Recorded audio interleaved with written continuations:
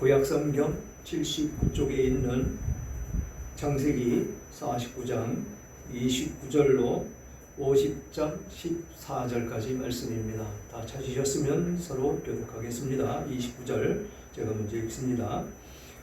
그가 그들에게 명하여 이르되 내가 내 조상에게로 돌아가리니 나를 햇사람 에브론의 밭에 있는 굴에 우리 선조와 함께 장사하라.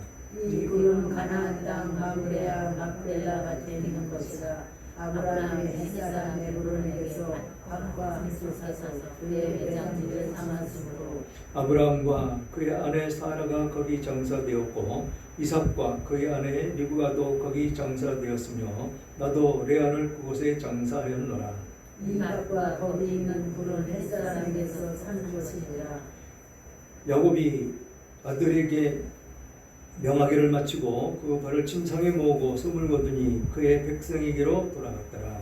요셉이 그의 아버지 얼굴에 부풀어 울며 맞추고 그 수종들은 의원에게 명하여 아버지의 몸을 향으로 처리하게 하며 의원이 이스라엘에게 그대로 하되 40일이 걸렸으니 향으로 처리하는 데는 이날 수가 걸리며 애굽 사람들은 70일 동안 그를 하여 곡하였더라. 곡하는 기한이 지나매 요셉이 바로의 궁에 말하여 이르되 내가 너희에게 은혜를 입었으면 원하건대 바로의 귀에 아뢰기를 우리 아버지가 나로 맹세하게 하여 이르되 내가 죽거든 가나안 땅에 내가 파놓은 물시에 나를 장사하라 하였나니 나로 올라가서 아버지를 장사하게 하소서. 내가 다시 오리이다 하라 하였더니 바로가 이르되 그가 내게 시킨 맹세대로 올라가서 내 아버지를 장사하라. 요셉이 자기 아버지를 장사하러 올라가니 바로의 모든 신하와 아로금의 원로들과 애굽 땅의 모든 원로와 요셉의 온 집과 그의 형제들과 그의 아버지의 집이 그와 함께 올라가고 그들의 어린아이들과 양떼와 썩대만 고센 땅에 넘겼으며 병거와 기병이 요셉을 따라 올라가니 그 때가 심히 컸더라. 그들이 요단강 건너편 아다타장 마당에 이르러 거기서 크게 울고 애통하며 요셉이 아버지를 위하여 7일 동안 애곡하였더니 그 땅 거민 가나안 백성들이 아단 마당에 통을 보고 이르되 이는 애굽 사람의 큰 애통이라 하였으므로 그 땅 이름을 아벨 미스라임이라 하였으니 곧 요단강 건너편이더라. 야곱의 아들들이 아버지가 그들에게 명령한 대로 그를 위하여 따라 행하여 그를 가나안 땅으로 메어다가 마므레아 막벨라 밭 둘에 장사하였으니 이는 아브라함의 족속 에브론에게 밭과 함께 사서 매장지를 삼은 곳이더라. 다 같이요. 요셉이 아버지를 장사한 후에 자기 형제와 호상꾼과 함께 애굽으로 돌아왔더라. 아멘. 아멘. 오늘 제목 저 높은 곳을 향하여 라는 제목으로 은혜를 나누기를 원합니다. 우리는 장례식 하면 슬픔만 생각을 먼저 하게 되어 있죠. 그렇지만 우리는 이 장례식을 맞을 때 축복의 천국잔치다라고 생각을 하며 장례식을 행해야 될 것입니다. 그래서 오늘 제목 저 높은 곳을 향하여 우리가 늘 생각하며 가야 될 곳 저 높은 곳을 향하여 라는 제목으로 은혜 나누기를 원합니다. 인생의 마지막 순간에는 얼마나 많은 것을 이루었는가 보다는 무엇을 바라보며 살아왔는가가 더 중요하다라는 것입니다. 무엇을 바라보며 무엇을 생각하며 어느 곳을 향하여 가고 있는지 우리는 그것을 먼저 생각을 해야 된다는 것이지요. 사람은 결국 자신이 가장 중요하게 소중하게 여긴 그 가치와 믿음을 따라서 삶을 마무리하게 되어 있다는 것입니다. 참된 믿음은 현재의 상황에만 머물지 않고 앞으로 이루어질 약속과 소망을 바라보게 만든다는 것이죠. 또한 우리의 삶은 끝나는 것이 아니라 다음 세대에게 믿음과 삶의 방향을 남기게 되어 있다는 것입니다. 슬픔과 이별의 시간 그 속에서도 하나님의 뜻과 계획은 변함없이 이어져 가고 있기 때문에 그렇습니다. 우리가 이 세상을 떠난다고 해서 끝이 아니다라는 것은 여러분들 잘 알고 계십니다. 그래서 우리가 찬송을 부를 때 저 높은 곳을 향하여 그렇게 그곳을 향해 달려가겠다라고 고백을 하죠. 그런데 그곳은 아픔도 없고 고통도 없고 영원히 하나님과 함께 축복을 누리며 삶을 살 것이다 라고 말씀을 하시는 것이 저 천국이기 때문에 그렇습니다. 우리는 지난주까지 야곱의 12 아들들을 어떻게 축복하였는지 함께 살펴보았습니다. 막내 베냐민을 끝으로 자녀들을 향한 그 축복의 여정이 마무리되었습니다.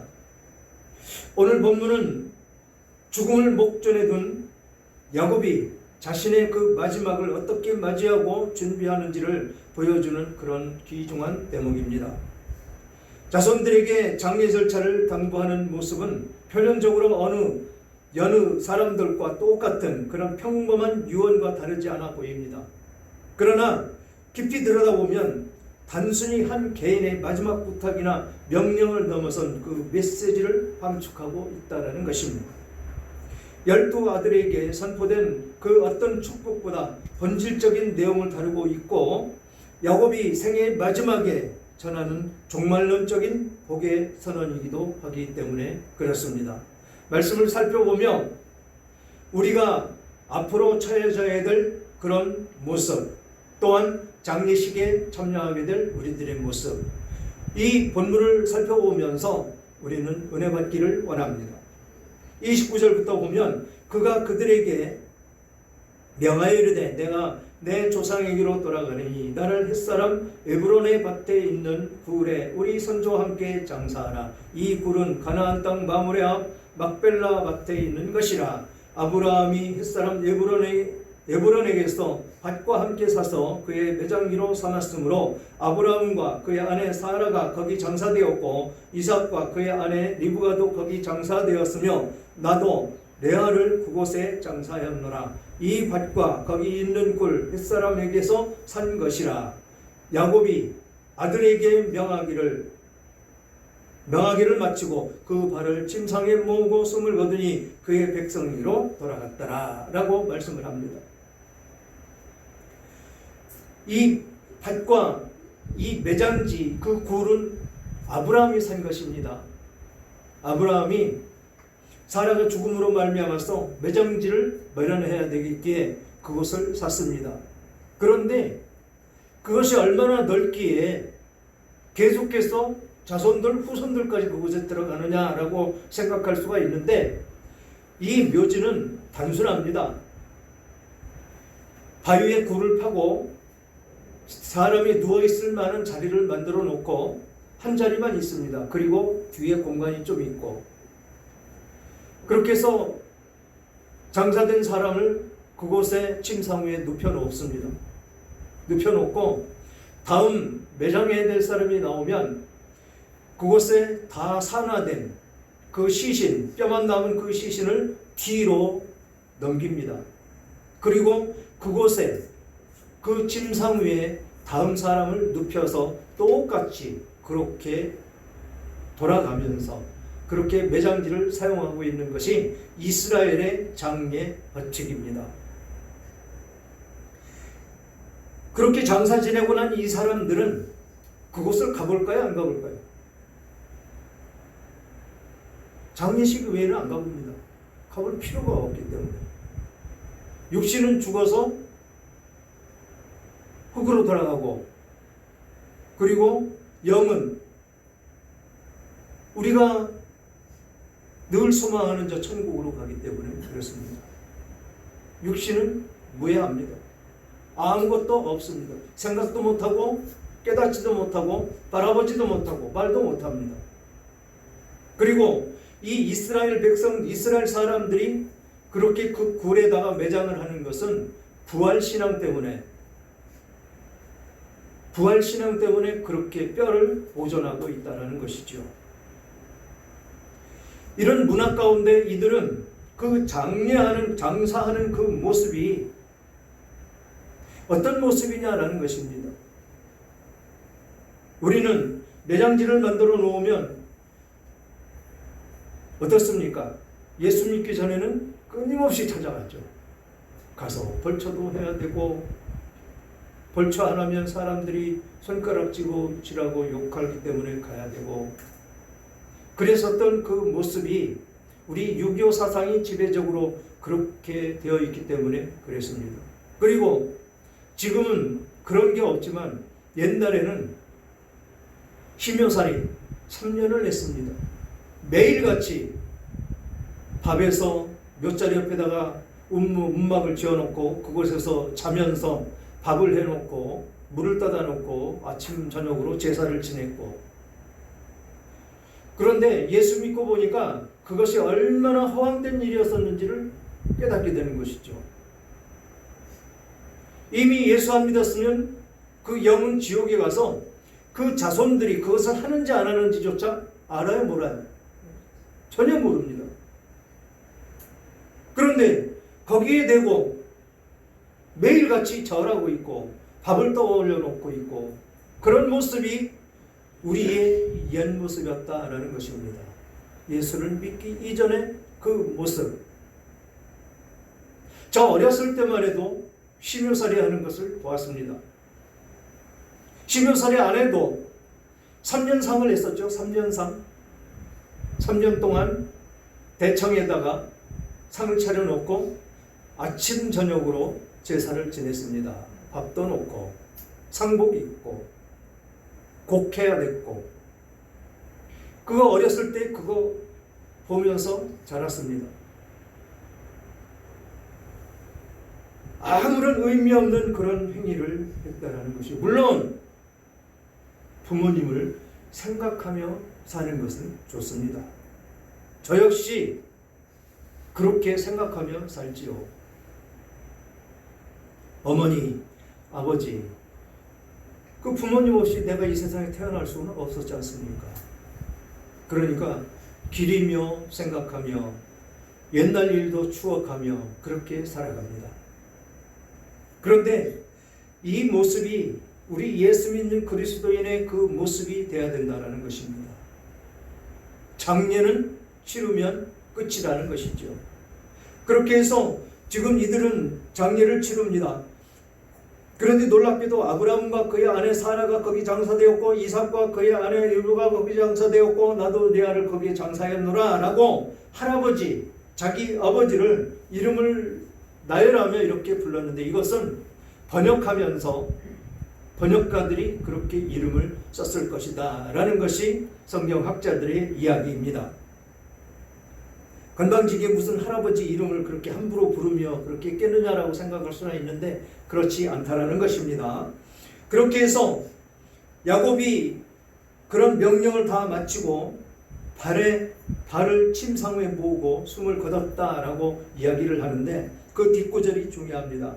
그의 백성에게로 돌아갔더라. 그의 백성에게 돌아갔더라. 자기 아버지의 신앙을 따라 돌아갔더라. 자기 할아버지의 신앙을 따라 돌아갔더라 라는 것입니다. 소망이 천국에 있었더라 라는 것이지요. 우리는 그렇게 살아야 된다는 것입니다. 장례식은 슬픕니다. 지금 여기에 나오는 이 장식도 요셉이나 그 형제들이 슬퍼 애곡하고 있고, 또 누가 슬퍼합니까?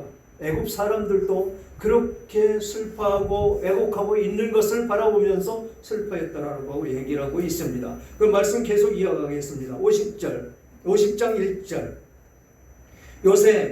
요셉이 그의 아버지 얼굴에 굽으려 울며 입맞추고 그 수종들은 의원에게 명하여 아버지의 몸을 향으로 처리하게 하며 의원이 이스라엘에게 그대로 하되 40일이 걸렸으니 향으로 처리하는 데는 이 날수가 걸림이며 애굽 사람들은 70일 동안 그를 위하여 복하였더라. 아멘.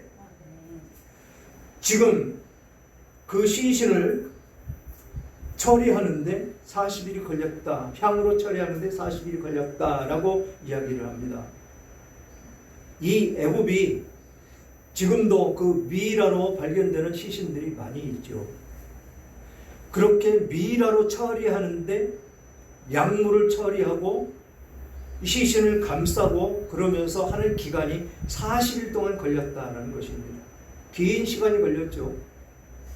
그래서 지금도 그 미라 그대로의 모습이 시신이 등장하고 나타나고 있다는 것입니다. 이런 처리를 하는데 방부제 처리, 여기서 향을 썼다고 그러는데 방부제 처리하는 것, 그것을 이야기하고 있습니다. 이 방부제 처리를 안 하고 알코올 속에 갇혀 있는 게 누구죠? 김일성, 김정일이죠. 그거 얼마나 역겹겠습니까? 그거 왜 그 짓들을 하는지 모르겠어요. 그거 하는데 돈도 엄청나게 든답니다. 수시로 바꿔줘야 되고, 이거 정말로 있어서는 안 되는 일을, 그러면서 그를 그 죽어 있고 아무것도 할 수 없고 아무 말도 못하고 아무 행동도 못하는 지옥에 갇혀 있는 그를 위해서 그렇게 그 온 백성들을 다 동원해서 제사하라고 그러고 절하라고 그러고, 이런 모습이 참으로 너무 안타깝지 않습니까? 이 자유를 주신 하나님을 바라본다는 그 모습이 얼마나 감사합니까? 우리는 그렇게 자유함을 누리고 산다는 것을 우리는 깊이 생각하지 않습니다. 그냥 쉽게 생각하죠. 그러나 조금만 눈을 돌려보면 이 자유를 누리지 못하며 살아가는 사람들 너무도 안타깝지 않습니까? 지금 여기서 몸을 향으로 처리해서 지금 그 시신을 애굽에서 저 먼 가나안까지 이송하기에 뜨거운 날씨이기 때문에 이송하기 어려웠다라는 것입니다. 그래서 방부제 처리를 하는 것입니다. 실제적으로 이 장례식 때 상현을 매보면 옛날에는 확연히 드러났습니다. 지금은 냉동 처리하죠. 그래서 전혀 그런 것을 못 느끼는데 옛날에는 참으로 아주 정말 그 상염에다가 뒤집어 쓴 사람은 일주일 동안 밥을 못 먹는 사람도 봤습니다. 그렇게 안타까운 시절이 우리에게 있었다라는 것은 바로 엊그제 일입니다. 우리가 어렸을 때의 일. 그렇게 걸렸고 애굽 사람들이 70일 동안을 그를 위해서 곡을 했다라고 이야기를 합니다. 그러면서 곡하는 기한이 지남에 요셉이 바로의 궁에 말하여 이르되 내가 너희에게 은혜를 입었으면 원하건대 바로의 귀에 아뢰기를 우리 아버지가 나로 맹세하게 하여 이르되 내가 죽거든 가나안 땅에 내가 파놓은 묘실에 나를 장사하라 하였나니 나로 올라가서 아버지를 장사하게 하소서. 내가 다시 오리이다 하였더니 바로가 이르되 내가 내게 시킨 맹세대로 올라가서 내 아버지를 장사하라 라고 허락을 합니다. 장사하라라고. 지금 이국 땅에 있기 때문에 이국 땅의 왕의 명령을 받아야 국경을 넘어갈 수가 있기 때문에 이렇게 허락을 득하는 것입니다. 자기가 아무리 바로와 똑같은 직책을 가지고 그 모든 정세를 꾸려간다고 그래도 왕은 누구? 바로죠. 지금 예수 그리스도께서 하나님 우편에 앉아 계시면서 모든 것을 지금 행하고 계십니다. 그런데 누구의 허락을 득해야 됩니까? 아버지 허락을 받아야 됩니다. 그래서 우리가 기도를 할 때 예수님 이름으로 기도하죠. 그럼 예수님께서 다 들으시고 그것을 중보기도라고 합니다. 예수님이 하시는 것 중보기도를 하는데 그 중보기도를 하나님께 드리는 것입니다. 그래서 하나님이 허락하셔야 우리의 뜻이 이루어진다는 것이죠. 이것과 똑같이 지금 바로가 왕이기 때문에 요셉이 모든 정세를 펼쳐가는 예수 그리스도와 같이 이 바로의 우편에 앉아서 모든 정세를 펼쳐간다 할지라도 허락을 득해야 된다는 것입니다. 그래서 7절 요셉이 자기 아버지를 장사하러 올라가니 바로의 모든 신하와 바로의 궁의 원로들과 애굽 땅의 모든 원로와 요셉은 온 집과 그의 형제들과 그의 아버지의 집이 그와 함께 올라가고 그들의 어린 아이들과 양떼와 소떼만 고센 땅에 남겼으니 병거와 기병이 요셉을 따라 올라가니 그 때가 심히 걷더라. 아멘. 제가 서두에 뭐라고 그랬습니까? 한 사람의 그 장례식, 그 과정 가운데 그 사람이 살아왔던 그 실체가 그대로 드러납니다. 왜 드러나느냐면 그 사람이 어떻게 살았느냐라는 것이죠. 정승집에 개가 죽으면 아주 넘쳐나죠. 그런데 정성이 죽으면 없죠. 악하게 살았으면 없는 것입니다. 그러나 악하지 않게 살았으면, 어렸을 때 장례식을 치르는 거 보면 남자가 죽으면 그 사람이 좀 이름이 있었던 사람이면 뭐가 성형 앞에 길게 따라갑니까? 만장, 기. 그것이 아주 수도 없이 길게 늘어섭니다. 그러면 그 사람의 죄를 이야기하는 것이죠. 지금은 그런 시대가 지나서 그런 것 전부 다 생략이 되고 아무것도 없지만, 여자가 죽으면 만장 2개밖에 없습니다. 근데 남자가 죽으면 엄청나게 많습니다. 아는 지인들, 또 그 사람한테 신세를 졌던 사람들 다 해가지고 만장이 엄청나게 길게 늘었었는데 그것과 똑같다는 것입니다. 여기서 이야기하는 그것. 그래서 우리는 어떤 모습으로 살아야 된다? 선한 모습으로, 영향력을 끼치는 사람의 모습으로. 그래서 내가 죽었을 때 그 사람 그랬었어 라는 칭송을 들을 수 있는 우리들의 모습이 되어야 된다는 것입니다. 지금 요셉이 그런 어떤 영향력을 많이 끼치며 살았기에 지금 여기서 등장하는 바로의 모든 신하, 바로 궁의 원로들과 애굽 땅의 모든 원로와 요셉의 집과 형제들과 아버지 그와 함께 올라가고 라고 했는데, 바로의 신하와 바로의 궁 원로와 이 사람들이 그렇게 세워져 나아갔다라는 것입니다.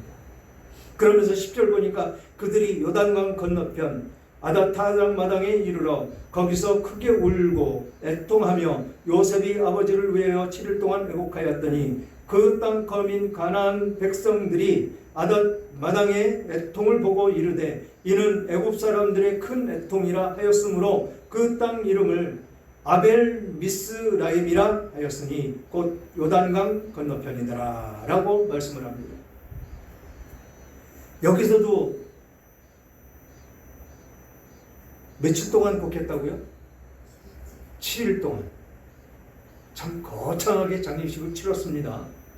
여기서 아닷 타작마당이라고 했는데 이 아닷 타작마당은 요단강 건너편 동쪽을 그 지명을 이야기하고 있는 것입니다. 요단강 건너 동쪽, 그리고 아벨 미스라임이라고 했는데 애굽인의 곡함이라는 이름으로 이 가나안 사람들이 그렇게 이름을 붙여놨다라는 것입니다. 그러면서 12절 보니까 야곱의 아들들이 아버지가 그들에게 명령한 대로 그를 위하여 따라 행하여 그를 가나안 땅에서 메어다가 마므레 앞 막벨라 밭 굴에 장사하였으니 이는 아브라함이 햇사람 에브론에게서 밭과 함께 사서 매장지를 삼은 것이더라.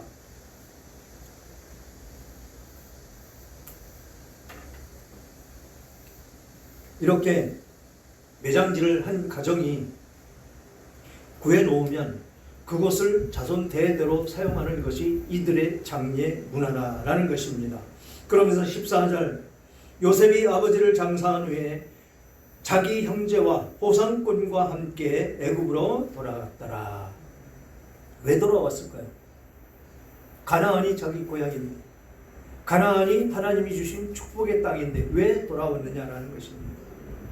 우리는 여기서 한 가지 질문을 하지 않을 수가 없죠. 왜 그들은 약속의 땅 가나안 땅에 머물지 않고 다시 애굽으로 돌아갔을까라는 것입니다. 그것은 아직 하나님의 때가 이르지 않았기 때문에 그렇습니다.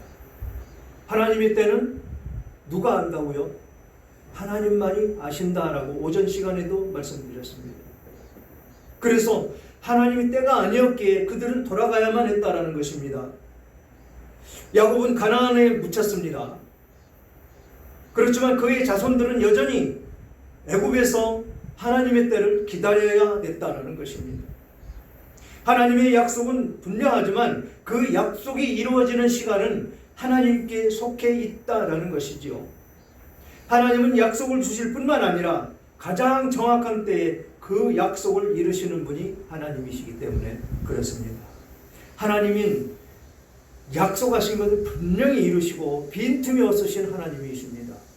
그런 하나님께서 지금 이스라엘이라는 이 민족을 가나안 땅에 살고 있는 그 지금 현재 사람들은 하나님의 백성이 아니기에 그들과 섞이면 안 되기에 지금 다시 애굽으로 보내서 많은 민족을 이룬 다음에 이 가나안에 있는 이 죄인들을 물리치고 그곳에서 살아야 되기 때문에 하나님은 다시 애굽으로 이들을 보내고 있는 그 모습을 볼 수가 있는 것입니다.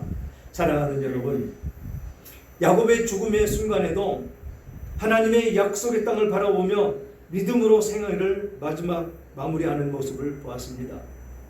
요셉과 그 아들들은 아버지의 유언을 끝까지 순종하며 믿음의 그 책임을 감당한 모습을 보았습니다. 또한 하나님은 나그네와 같았던 이 야곱의 삶을 존귀하게 하시고 그의 마지막까지 신실하게 인도하신 그 모습 가운데 우리들의 모습을 비춰보면 좋겠습니다. 본문은 하나님의 백성이 세상의 성공보다 하나님의 약속을 더 소중히 여겨야 함을 보여줍니다. 우리 역시 인생의 마지막까지 하나님의 약속을 붙들고 믿음의 길을 걸어가야 한다는 것을 여실히 보여주는 그런 대목입니다. 세상 그 무엇과도 바꿀 수 없는 귀한 지체가 바로 여러분들이십니다. 동시에 영원한 삶을, 영원한 기업을 약속받은 상속자들이 바로 여러분들이십니다. 인류 역사상 이 땅을 거쳐간 그 어떤 사람들보다 여러분은 가장 성공한 부자다라고 말씀을 하고 있습니다. 그것은 영원한 생명을 소유했기 때문에 여러분보다 더 귀한 부자는 없다라는 것이지요. 또한 여러분은 세상이 줄 수 없는 평안을 소유한 가장 행복한 사람들입니다. 그런 축복을 마음껏 받아 누리며 사시기를 주님의 이름으로 축원합니다.